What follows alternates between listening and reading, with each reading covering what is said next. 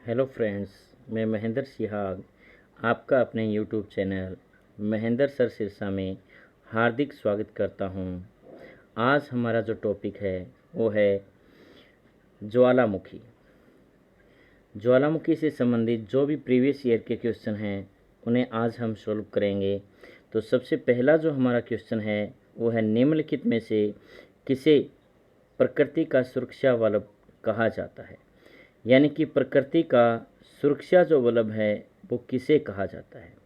First option है भूकंप को, सेकंड ऑप्शन है ओजोन गैस को, थर्ड ऑप्शन है ज्वालामुखी को, फोर्थ ऑप्शन है नदियाँ। तो प्रकृति का जो सुरक्षा बल्ब है वो ज्वालामुखी को कहा जाता है। तो हमारा ऑप्शन सी सही हो जाएगा, ज्वालामुखी को ही प्रकृति का सुरक्षा बल्ब कहा जाता है। सेकंड क्वेश्चन है, किस ज्वालामुखी में अक्सर उद्गार होती रहती हैं।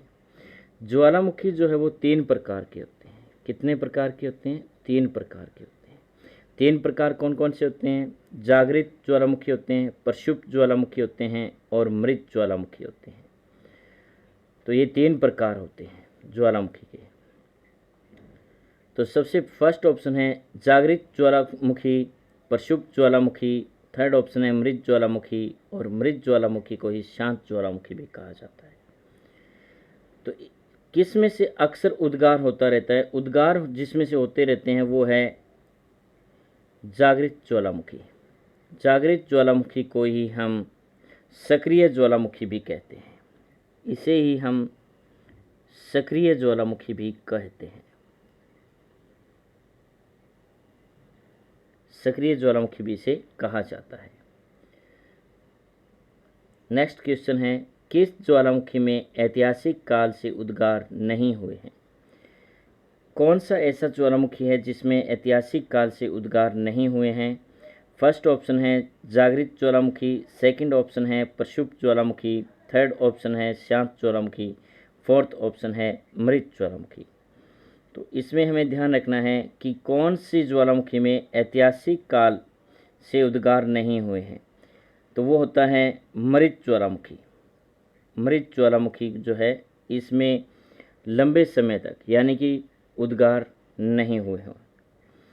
जागृत जो ज्वालामुखी होता है इसमें जो है वो उद्गार जो है वो होता रहता है। हर समय जो है वो लावा बाहर निकलता रहता है। प्रक्षुब्ध ज्वालामुखी में क्या होता है कि प्रक्षुब्ध ज्वालामुखी में एक बार उद्गार होने के बाद कुछ समय के लिए वह शांत हो जाता है, लेकिन कुछ दिनों के बाद यानी कि लंबे समय के बाद उसमें फिर से भी उद्गार हो सकता है। तो उसे हम क्या कहते हैं? प्रक्षुब्ध ज्वालामुखी कहते हैं। तो मृत ज्वालामुखी होता है जो पूरी तरह से शांत हो चुका है, जिसमें भविष्य में कभी भी उद्गार होने की कोई संभावना नहीं होती, तो उसे मृत ज्वालामुखी कहते हैं। तो इसमें हमारा ऑप्शन जो है वो डी सही हो जाएगा। अब इसमें एक बात हमेशा ध्यान रखना, मृत ज्वालामुखी को ही शांत ज्वालामुखी भी कहा जाता है। ये ऑप्शन इसमें थोड़ा सा मिस्टेक हो गया, तो ध्यान रखना मृत ज्वालामुखी को ही शांत ज्वालामुखी भी कहते हैं। नेक्स्ट क्वेश्चन है, लंबे समय तक शांत रहने के पश्चात विस्फोट होने वाला ज्वालामुखी क्या कहलाता है। तो ऐसा कौन सा ज्वालामुखी है जो काफ़ी समय तक शांत रहने के बाद भी उसमें विस्फोट हो सकता है, यानी कि निकट भविष्य में उसमें दोबारा से उद्गार हो सकता है। तो उस ज्वालामुखी को क्या कहा जाता है? फर्स्ट ऑप्शन है मृत ज्वालामुखी, सेकंड ऑप्शन है सुषुप्त ज्वालामुखी, थर्ड ऑप्शन है सक्रिय ज्वालामुखी, फोर्थ ऑप्शन है निष्क्रिय ज्वालामुखी। तो ध्यान रखना इस क्वेश्चन का जो आंसर हो जाएगा वो है बी ऑप्शन, सुषुप्त ज्वालामुखी। सुषुप्त ज्वालामुखी को ही हम प्रक्षुब्ध ज्वालामुखी भी कहते हैं। तो ध्यान रखना मृत ज्वालामुखी होता है इसमें तो भविष्य में कभी उद्गार नहीं होता, यानी कि ये तो एकदम शांत हो जाता है। सुषुप्त ज्वालामुखी होता है वो एक बार शांत है, लेकिन निकट भविष्य में कभी भी उसमें उद्गार हो सकता है। सक्रिय ज्वालामुखी जो होता है उसमें हमेशा ही क्या है, उद्गार होता रहता है, और निष्क्रिय ज्वालामुखी कोई होता ही नहीं है। तो ये हमें ध्यान रखने हैं, ज्वालामुखी के 3 प्रकार होते हैं। नेक्स्ट क्वेश्चन की अगर हम बात करें तो वो है कि ज्वालामुखी में जल वाष्प के अलावा मुख्य गैसें कौन सी निकलती है। यानी कि जब ज्वालामुखी का उद्गार होता है तो तो उसमें जल वाष्प के अतिरिक्त और कौन कौन सी गैसें निकलती हैं? तो ध्यान रखना, जल वाष्प की मात्रा जो है वो सर्वाधिक होती है। सर्वाधिक मात्रा में क्या निकलते हैं? जल वाष्प निकलते हैं, सर्वाधिक मात्रा होती है इनकी, यानी कि लगभग 80 से 90% के बीच, 80 से 90% तक जो है वो इसमें जल वाष्प की मात्रा होती है। इसके अलावा इसमें मुख्य गैसें कौन सी निकलती है? तो फर्स्ट ऑप्शन है नाइट्रोजन और ऑक्सीजन, सेकंड ऑप्शन है हाइड्रोजन ऑक्सीजन, थर्ड ऑप्शन है carbon dioxide hydrogen nitrogen, fourth option है सल्फर डाइऑक्साइड कार्बन डाइऑक्साइड और नाइट्रोजन। तो इसमें हमारा जो ऑप्शन है वो सही हो जाएगा सी ऑप्शन। सी ऑप्शन सही हो जाएगा। कार्बन डाइऑक्साइड निकलती हैं, हाइड्रोजन निकलती है और नाइट्रोजन गैस का उत्सर्जन होता है। सबसे अधिक मात्रा में जल वाष्प निकलते हैं। तो नेक्स्ट क्वेश्चन की ओर चलते हैं। क्रेटर और काल्डेरा शिलाकृतियाँ निम्न में से किससे संबंधित है? क्रेटर और काल्डेरा जो है वो किससे संबंधित शिलाकृतियाँ हैं? फर्स्ट ऑप्शन है उल्कापात से, सेकंड ऑप्शन है ज्वालामुखी क्रिया से, थर्ड ऑप्शन है पवन क्रिया से, फोर्थ ऑप्शन है हिमानी क्रिया से। तो क्रेटर और काल्डेरा जो है ये आकृति ज्वालामुखी क्रिया से संबंधित है। सेकंड ऑप्शन हमारा सही हो जाएगा। यानी कि जब ज्वालामुखी का उद्गार होता है वो इस तरह से, ये ज्वालामुखी पाइप है, इसका जो बाहरी जो एरिया है, ये जो भाग है, ये क्या कहलाता है? क्रेटर कहलाता है। इसे हम क्रेटर कहते हैं। और क्रेटर का जब एरिया बड़ा हो जाता है, यानी कि ये बड़ा हो जाता है जब ये भाग, तो वो कॉल्डेरा कहलाता है। तो नेक्स्ट क्वेश्चन की ओर चलते हैं हम। किस शिलाकृति का निर्माण ज्वालामुखी क्रिया से नहीं होता बताना है हमें। फर्स्ट ऑप्शन है लावा पठार, सेकंड ऑप्शन है लावा मैदान, थर्ड ऑप्शन है सील और डाइक, फोर्थ ऑप्शन है विसर्प। तो किसका उद्गार ज्वालामुखी क्रिया से नहीं होता निर्माण? तो वो है विसर्प। डी ऑप्शन हमारा सही हो जाएगा। तो विसर्प जो है ये नदी प्रक्रिया द्वारा निर्मित आकृति है, नदी प्रक्रिया से निर्मित होती है। ये तीनों ही सही है। लावा पठार का निर्माण भी होता है, लावा मैदान भी बनता है, और सील व डाइक जो है ये शिलाकृतियों का भी निर्माण होता है।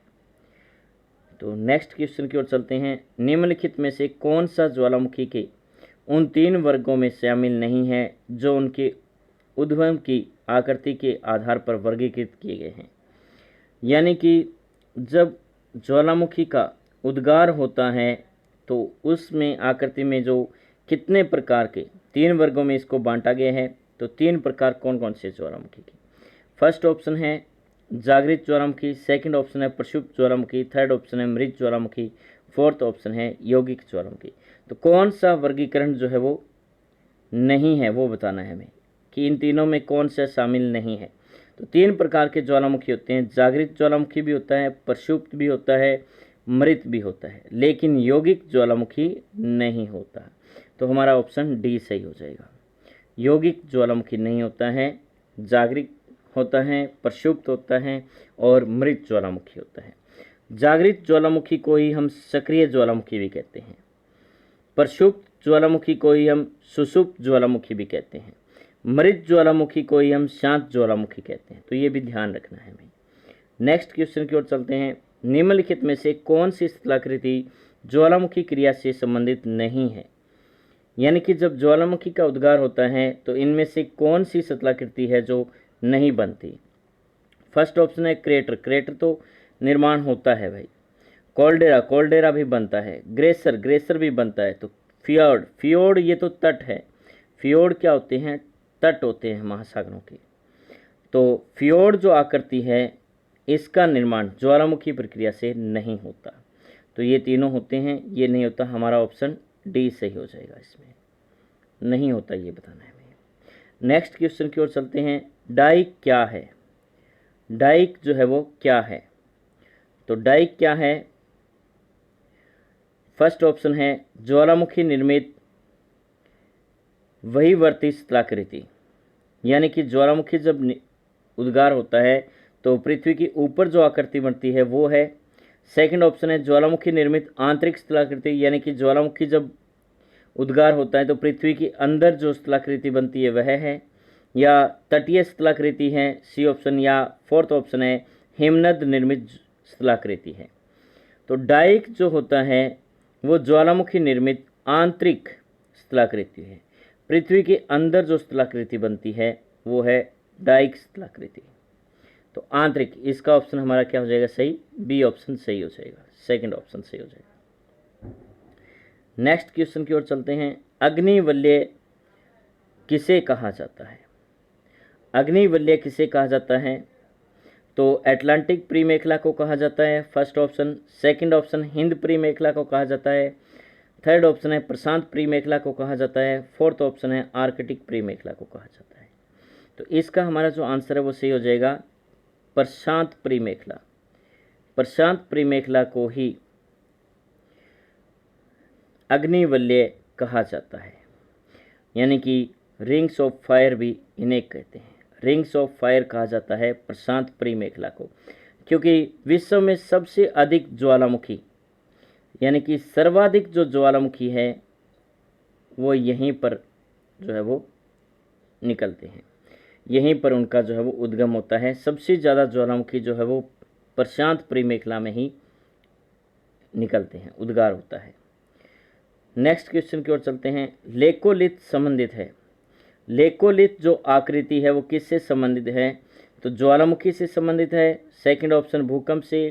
थर्ड ऑप्शन है पर्वत निर्माण से। डी ऑप्शन है महाद्वीपीय प्रवाह से। तो लेकोलिथ जो आकृति है वो भी एक आंतरिक जो है वो स्थलाकृति है। तो ये भी ज्वालामुखी से निर्मित यानी कि संबंधित जो आकृति है। तो फर्स्ट ऑप्शन हमारा सही हो जाएगा, लेकोलिथ ज्वालामुखी से संबंधित। नेक्स्ट क्वेश्चन है। विश्व में सर्वाधिक जागृत ज्वालामुखी कहाँ स्थित है? तो अभी हमने बात की थी विश्व में सबसे अधिक ज्वालामुखी जो है वो कहाँ पर आते हैं। तो फर्स्ट ऑप्शन है आंध्र महासागर के पास आते हैं, प्रशांत महासागर के पास आते हैं। थर्ड ऑप्शन है हिंद महासागर के पास आते हैं। फोर्थ ऑप्शन है आर्कटिक महासागर के पास आते हैं। तो इसका ऑप्शन हमारा जो है वो सही हो जाएगा, बी ऑप्शन प्रशांत महासागर, यानी कि प्री प्रशांत मेखला। सेकंड ऑप्शन सही हो जाएगा हमारा। नेक्स्ट क्वेश्चन की ओर बात करते हैं। विश्व की अधिकांश ज्वालामुखी घटनाएं घटित होती हैं, यानी कि विश्व की अधिकांश जो ज्वालामुखी घटनाएं वो कहाँ पर घटित होती हैं? तो फर्स्ट ऑप्शन है रचनात्मक प्लेट किनारों पर होती हैं, भ्रंश मेखला के सहारे होती हैं। थर्ड ऑप्शन है मोड़दार मेखला के सहारे होती हैं। फोर्थ ऑप्शन है विनाशात्मक प्लेट किनारों के सहारे होती है। तो विनाशात्मक जो प्लेट हैं इनके किनारों के साथ जो है वो अधिकांश ज्वालामुखी घटनाएं जो है वो घटित होती है। तो हमारा ऑप्शन डी सही हो जाएगा। प्लेटों के जो विनाशात्मक किनारे होते हैं वो जहां आपस में मिलते हैं वहां ज्वालामुखी का उद्गार सबसे ज़्यादा होता है। तो ये कहाँ मिलते हैं? ये प्री प्रशांत मेखला में मिलते हैं। नेक्स्ट ऑप्शन क्वेश्चन है हमारा कि विश्व का सबसे ऊंचा ज्वालामुखी पर्वत कोटोपैक्सी कहाँ स्थित है? तो एक क्वेश्चन तो यही बन गया हमारा कि विश्व का सबसे ऊंचा ज्वालामुखी पर्वत कौन सा है? तो कौन सा है? कोटोपैक्सी है। अब कोटोपैक्सी जो है वो कहाँ स्थित है? तो फर्स्ट ऑप्शन है जापान में। सेकंड ऑप्शन है फिलीपींस में। थर्ड ऑप्शन है इक्वेडोर में। फोर्थ ऑप्शन है हवाई द्वीप में।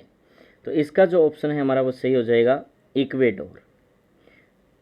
कोटोपैक्सी जो है वो इक्वेडोर में स्थित है। तो थर्ड ऑप्शन जो है वो इसका सही हो जाएगा। नेक्स्ट क्वेश्चन है स्ट्राम्बोली। स्ट्राम्बोली किस प्रकार का ज्वालामुखी है? स्ट्राम्बोली किस प्रकार का ज्वालामुखी है? स्ट्राम्बोली कहाँ पाया जाता है? तो इटली में है। कहाँ पे है? इटली में। स्ट्राम्बोली इटली में है। फर्स्ट ऑप्शन है जागृत है। सेकंड ऑप्शन है सुषुप्त है। थर्ड ऑप्शन है मृत या शांत है। डी ऑप्शन है इनमें से कोई नहीं। तो स्ट्राम्बोली जो है यह एक जागृत, ए ऑप्शन सही हो जाएगा, जागृत ज्वालामुखी है। ए ऑप्शन हमारा सही हो जाएगा। स्ट्राम्बोली को ही भूमध्य सागर का प्रकाश स्तंभ कहा जाता है।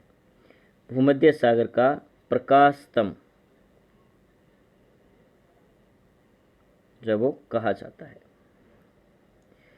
नेक्स्ट क्वेश्चन है फ्यूजियामा किस देश का ज्वालामुखी पर्वत है? फ्यूजियामा, फ्यूजियामा जो है वो किस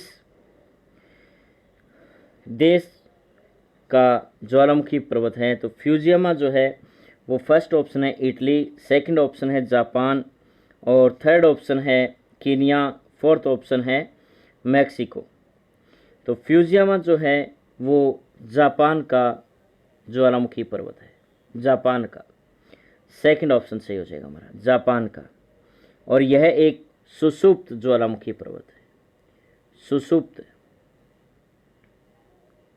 ज्वालामुखी है। ध्यान रखना, जो फ्यूजियामा जो ज्वालामुखी है वो क्या है कि सुषुप्त ज्वालामुखी है। नेक्स्ट क्वेश्चन की बात करते हैं। तो माउंट एटना ज्वालामुखी किस द्वीप पर स्थित है? माउंट एटना जो ज्वालामुखी है वो किस द्वीप पर स्थित है? तो फर्स्ट ऑप्शन है लिपारी द्वीप पर है, सेकंड ऑप्शन है सिसिली द्वीप पर है, थर्ड ऑप्शन है कोर्सिया द्वीप पर है, फोर्थ ऑप्शन है त्रिस्टान डी कुना द्वीप पर स्थित है।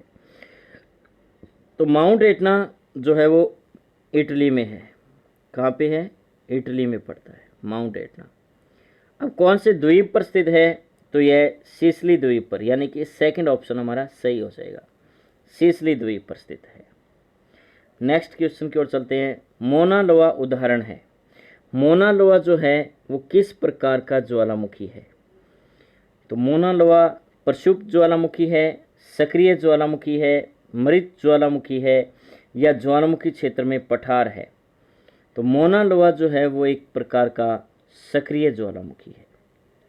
बी ऑप्शन जो है हमारा सही हो जाएगा, सेकंड ऑप्शन। नेक्स्ट है क्रेटर मुख्यतः किस प्रकार की आकृति के होते हैं?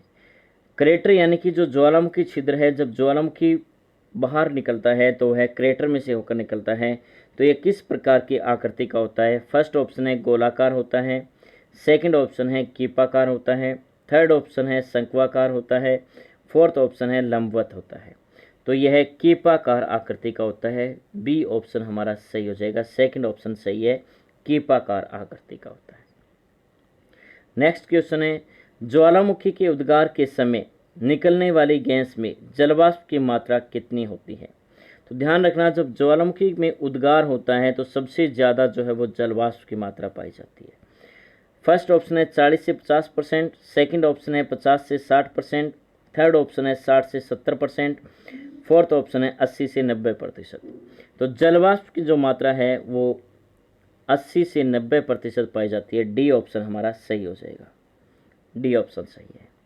नेक्स्ट क्वेश्चन की ओर चलते हैं। निम्नलिखित में से कौन सा प्रक्षुब्ध ज्वालामुखी है? प्रक्षुब्ध ज्वालामुखी कौन सा है? फर्स्ट ऑप्शन है मोना लोआ है, सेकंड ऑप्शन है स्ट्राम्बोली है, थर्ड ऑप्शन है क्राकाटोआ है, फोर्थ ऑप्शन है एटना है। तो ध्यान रखना, इसका ऑप्शन हो जाएगा सी सही। क्राकाटोआ जो है वो एक प्रक्षुब्ध ज्वालामुखी है, जबकि मोना लोआ और स्ट्राम्बोली और एटना ये तीनों ही सक्रिय ज्वालामुखी है। नेक्स्ट क्वेश्चन की बात करते हैं। निम्नलिखित में से कौन मृत ज्वालामुखी नहीं है? मृत ज्वालामुखी नहीं है, ये बताना है हमें, कौन सा इनमें से मृत ज्वालामुखी नहीं है। तो फर्स्ट ऑप्शन है चिम्बोरेजो, सेकंड ऑप्शन है को सुल्तान, थर्ड ऑप्शन है मोना लोआ और फोर्थ ऑप्शन है देमबंद। तो इसका हमारा जो ऑप्शन है वो सी सही हो जाएगा। मोना लोआ जो है वो एक सक्रिय ज्वालामुखी है, न कि मृत ज्वालामुखी है। सी ऑप्शन सही हो जाएगा। बाकी तीनों ही क्या है? मृत ज्वालामुखी के एग्जाम्पल है। नेक्स्ट क्वेश्चन की बात करते हैं। 10,000 दुहारों की घाटी पाई जाती है। 10,000 दुहारों की जो घाटी है, फर्स्ट ऑप्शन है अलास्का में है, सेकंड ऑप्शन है भूमध्य सागर में है, थर्ड ऑप्शन है अंटार्कटिका में है, फोर्थ ऑप्शन है हवाई द्वीप समूह में है। तो 10,000 दुहारों की जो घाटी है वो अलास्का में स्थित है, अलास्का में स्थित है। ए ऑप्शन हमारा सही हो जाता है। नेक्स्ट क्वेश्चन की ओर बढ़ते हैं। विस्फोट की तीव्रता के आधार पर ज्वालामुखी के प्रकारों का सही आरोही क्रम है। आरोही कौन सा क्रम होता है? बढ़ते क्रम में। आरोही होता है बढ़ते क्रम में। तो बढ़ते क्रम में हमें बताना है कि सबसे जो है ज़्यादा जो, यानी कि शक्तिशाली कह सकते हो, या ज़्यादा जो है वो तीव्र विस्फोट वाला जो है कौन सा है? तो सबसे तीव्र विस्फोट जो होता है वो पीलियन तुल्य ज्वालामुखी होता है, सबसे विनाशकारी होता है ज्वालामुखी। इसके बाद होता है बल्केनियन ज्वालामुखी। तीसरे नंबर पर आता है स्ट्राम्बोली और चौथे नंबर पर आता है हवाई द्वीप। तो इसमें हमें बढ़ते क्रम में बताना है। तो हवाई द्वीप के बाद स्ट्राम्बोली के बाद बल्केनियन और बल्केनियन के बाद पिलियन तुल्य। तो हमारा जो है वो बी ऑप्शन सही हो जाता है इसमें। ये हमें क्रम याद रखना है। सबसे ज़्यादा विस्फोटक होता है पिलियन तुल्य ज्वालामुखी, दूसरे नंबर पर होता है बल्केनियन तुल्य ज्वालामुखी, तीसरे नंबर पर होता है स्ट्राम्बोली तुल्य ज्वालामुखी और फोर्थ नंबर पर है इसमें हवाई तुल्य। तो इसमें हमारा बी ऑप्शन सही हो जाएगा, क्योंकि इसे हमें बढ़ते क्रम में बताना है। तो बढ़ते क्रम में सबसे लास्ट में आएगा पिलियन तुल्य ज्वालामुखी। तो ये थे हमारे आज के ज्वालामुखी से संबंधित कुछ क्वेश्चन जो प्रीवियस ईयर में दिए हुए थे। तो आपको हमारा जो वीडियो है वो किस प्रकार लगा हमें कमेंट करके ज़रूर बताएं, और अगर अच्छा लगे तो इसे लाइक, शेयर और हमारे चैनल को सब्सक्राइब ज़रूर करें। That's all.